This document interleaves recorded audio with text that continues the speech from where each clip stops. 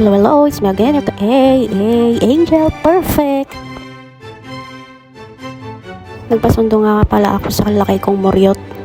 Tapos sabi niya, punta daw kami sa loob para mag-grocery nang iuwi namin sa Abra bukas. After namin mag-grocery dyan, pumunta na kami sa vegan. May pinapabali kasi yung bulinggit namin. Kaya ayun, pumunta kami sa vegan. Sabi ko, doon na lang kami sa harapan ng Centro Mall. Sa Baker's PH. Kasi mas mura doon yung mga cake na tinda nila. Yung mga bento cake ba, ganun. Sabi ng anak namin is yung purple daw na cake. Tapos nalitan yung laki kong Moryot. Nagtingin-tingin kami ng iba. Tapos napagtanto niya, doon na lang daw kami sa Red Ribbon. Then bumalik na naman kami. Yan, Goldilocks yung katapat niya. Then pumunta na kami doon sa Red Ribbon para bumili ng cake. Naglikaw-likaw kami, simalpot kami sa Jollibee, tapos dyan sa plaza, yon yung simbahan ng vegan.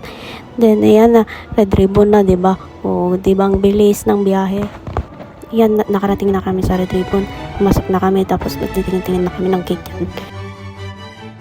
Tingin sa kanan, tingin sa kaliwa, tingin sa gitna, hanggang sa nagtinginan kaming dalawa. Yee! Pero yan yung napili namin. Pero sana hindi ito mapanood ng anak namin. Yan, tinuturo ko yung cake na yun kung may available pa ba and kailan yung expiration.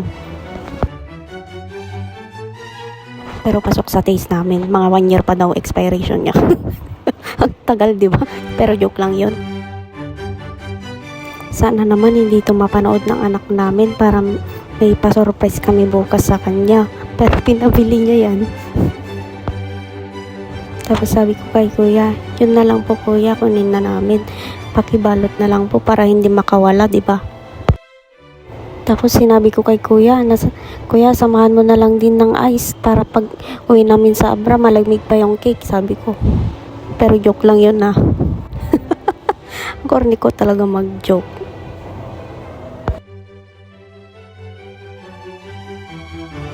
Balot na balot ni kuya yung cake. After ko magbayad, binigay na yung cake sa akin. Then umalis na kami. And that's a wrap for today's vlog. Thank you so much guys for watching and being part of this journey. It's me again, your Angel.